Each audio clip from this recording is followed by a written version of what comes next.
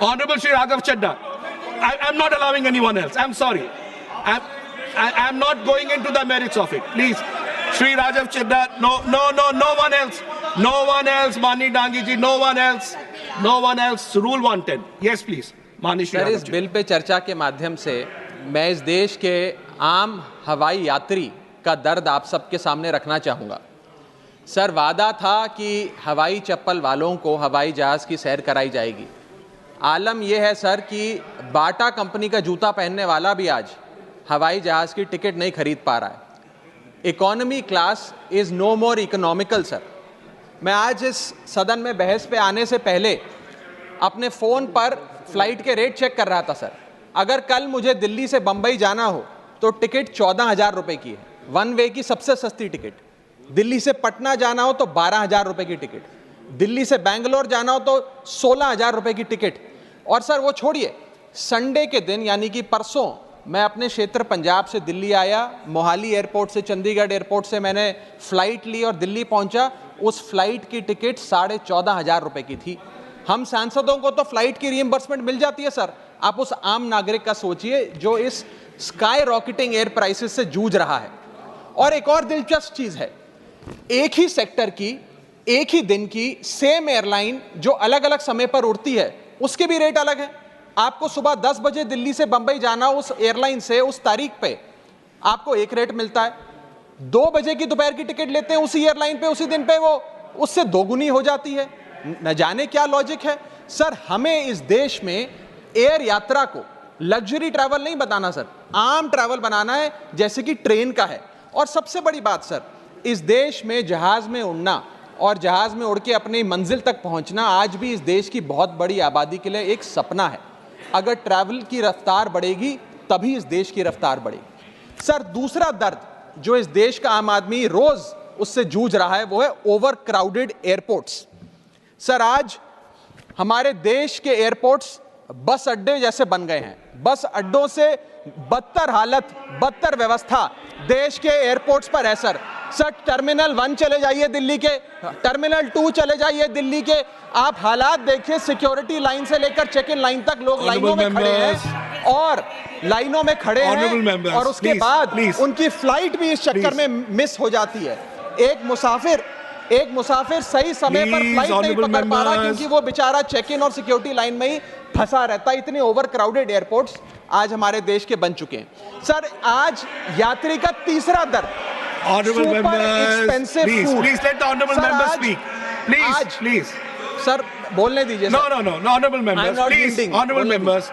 माननीय सदस्य, मेरा समय जा रहा है। Please let him speak. Sir, आज एयरपोर्ट्स पर खाना इतना महंगा है, बाजार के मुकाबले 2 गुना 3 गुना दाम है। एक साधारण सी पानी की बोतल जो 20 रुपए की बाजार में मिलती है वो एयरपोर्ट के भीतर जाकर फूड आउटलेट पे 100 रुपए की मिलती है। आज यात्री जो इंतजार कर रहे हैं अपनी फ्लाइट का, वो पानी पीकर पेट भर रहा है कि कहीं 250 रुपए की चाय और 350 रुपए का समोसा ना खरीदना पड़ जाए। बताइए सर, एक आम आदमी एयरपोर्ट पर अपने जहाज का इंतजार करते हुए क्या एक चाय नहीं पी सकता? क्या इस पर कोई रेगुलेशन नहीं होना चाहिए? क्या कोई अफोर्डेबल कैंटीन का मैकेनिज्म नहीं होना चाहिए? चौथा दर्द जो आज इस देश के आम यात्री को सर सहन करना पड़ रहा है वो है पुअर कनेक्टिविटी। आज इस देश के कई टूरिज्म स्पॉट्स पे, कई फेमस शहरों तक जहाज की यात्रा नहीं पहुंचती, फ्लाइट्स नहीं पहुंचती, एयरपोर्ट नहीं पहुंचती। कई शहर, अधिकतर शहर ऐसे हैं जहां पर एयरपोर्ट्स नहीं हैं।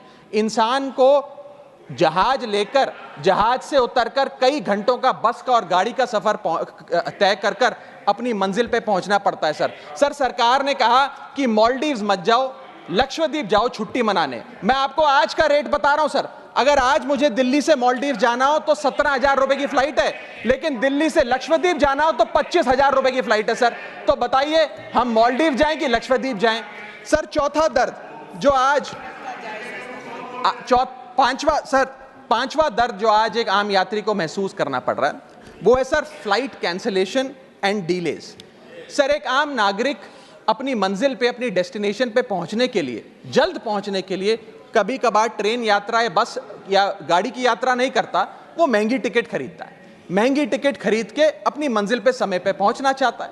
और कुछ ऐसे भी लोग हैं जो आर्थिक तौर पे सक्षम नहीं हैं, लेकिन आपातकालीन परिस्थितियों में, इमरजेंसी सिचुएशन में वो भी महंगी जहाज की टिकट खरीदकर जहाज की यात्रा करना चाहते हैं, अपनी मंजिल पे पहुंचना चाहते हैं। लेकिन क्या वो अपनी मंजिल पे समय पर पहुंच जा रहे हैं? निर्धारित समय से 3 से 4 घंटे लेट आज जहाज चलते हैं, और खास तौर पे छोटे शहरों के जो एयरपोर्ट्स हैं वहां पर तो मैक्सिमम डिलेज देखे गए हैं। सर 1 केजी अगर एक्सेस बैगेज हो जाए तो फ्लाइट आपसे हजारों रुपए का किराया वसूलती है, लेकिन कई घंटों के डिले के लिए क्या फ्लाइट हमें कॉम्पनसेट करती है? मैं आज माननीय मंत्री जी को कहना चाहूंगा कि कुछ ऐसा मैकेनिज्म बनाए कि हर घंटे के फ्लाइट के डिले के लिए एयरलाइन आम यात्री को कॉम्पनसेट करे, उसकी जेब में पैसा डाले। इसी के साथ साथ हर महीने एक चार्ट जारी होना चाहिए कि किस सेक्टर की कौन सी एयरलाइन ने कितने घंटे का डिले, किस सेक्टर की कौन सी एयरलाइन ने कितने घंटे का डिले यात्रियों को दिया। और इसी के साथ साथ सर छठा दर्द जो आज के भारत देश के आम यात्री को महसूस करना पड़ रहा है सर, वो है लैक ऑफ अफोर्डेबल ऑप्शंस। जो अभी मेरे साथी भी बात कर रहे थे कि इस देश में 90% एयर ट्रैवल 2 एयरलाइंस के पास है, 90% मार्केट शेयर 2 एयरलाइंस के पास है। यानी कि एक हमने कार्टेल क्रिएट कर दिया, डुओपोली क्रिएट कर दी, यानी कि वो मनचाहे दाम पे मनचाही सर्विसेज देंगे क्योंकि कोई कंपटीशन ही नहीं है। इतनी विशाल जनसंख्या वाला हमारा देश है, और इतनी विशाल जनसंख्या वाले देश में मात्र 2 ही कंपनियां हमारा पूरा एविएशन सेक्टर चला रही हैं। सर सरकार लाई एक स्कीम जिसका नाम था उड़ान, जिसका फुल फॉर्म है उड़े देश का आम नागरिक। पर कैसे उड़े? ना फ्लाइट के उड़ने के ऑप्शन है, ना अफोर्डेबल टिकट है, ना फ्लाइट सही समय पर चलती है, तो कहां उड़े, कैसे उड़े? और सबसे बड़ी बात सर, जब से ये उड़ान स्कीम आई है एक धारणा एविएशन सेक्टर में बनी हुई है कि जैसे ये स्कीम लागू हुई 2 एयरलाइन बंद हो गई, जेट एयरवेज और गो एयर, और तीसरी स्पाइस जेट बंद होने की कगार पे खड़ी है। तो अब लोग ये भी कहने लग गए हैं कि शायद उड़ान स्कीम एक बहुत बड़ा अपशगुन थी, और इसी के चलते आज हमारा देश का आम नागरिक प्लेन से वापस ट्रेन पे जा रहा है। सर मेरा 7वां दर्द बैगेज चार्जेस और बैगेज डिलेज। सर अगर आपका 1 केजी बैगेज ओवरवेट हो जाए तो हजारों रुपए एयरलाइन आपसे एक्सेस बैगेज के चार्जेस वसूल लेती है। यहां तक कि कुछ लोग अब अपना सामान एयरपोर्ट पर फेंक के चले जाते हैं बिकॉज उनके सामान में पड़ी वस्तुएं इतनी महंगी नहीं है जितना बैगेज चार्जेस एयरलाइन ले लेती हैं। और बैगेज के डिलेज देखिए सर, लंबा आपको इंतजार बैगेज बेल्ट पे करना पड़ता है कि कब हमारा बैग आएगा। जब स्क्रीन पर देखते हैं तो स्क्रीन पर लिखा आता है बैगेज ऑन बेल्ट, लेकिन बैगेज ऑन बेल्ट नहीं होता, सिर्फ 2-3 बिजनेस क्लास पैसेंजर्स का बैग आता है और न जाने कितने मिनट एक आम नागरिक को इंतजार करना पड़ता है इस एक्सेस डिले के लिए, या इसको एक स्टैंडर्डाइज करने के लिए कोई प्रोसीजर सरकार को बनाना चाहिए। सर मेरा 8वां दर्द मैं समाप्त कर रहा हूं सर 8वां दर्द heavy car parking charges eight airport. Sir आज आप एयरपोर्ट्स पर पार्किंग का ठेका किसी एक कंपनी को दे देते हैं और वो मनचाहे दाम वसूलती है। खास तौर पे छोटे एयरपोर्ट्स पे 200-250 रुपए प्रति घंटे की कार पार्किंग चार्जेस देनी पड़ते हैं। आज आप दिल्ली के एयरपोर्ट चले जाइए, 220 रुपए प्रति घंटा गाड़ी का चार्ज लगता है, और अगर आपने कोई कैब टैक्सी बुक कर ली तो उसका भी मोटा बिल आता है, क्योंकि वो टैक्सी वाला भी expensive car parking charges, airport charges अपने बिल में जोड़कर आपको देता है। सर ये था दर्द फ्लाइट में चढ़ने से लेकर फ्लाइट में उतरने का। मैं अंत में 4 पंक्तियां सुनाकर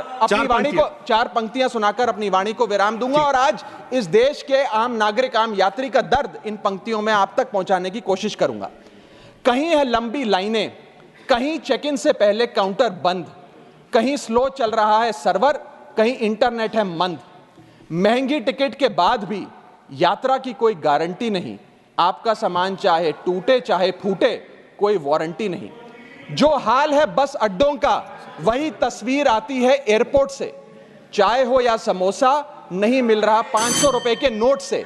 रोज फ्लाइटें रद्द हो रही हैं धमकी बम विस्फोट से। आखिरी में सर, कब तक आम आदमी मरता रहेगा एयरपोर्ट की छत गिरने की चोट से? जनता की मुश्किलें तो पल भर में मिट जाएं अगर सरकार को फुर्सत मिल जाए चुनाव या वोट से। Thank you.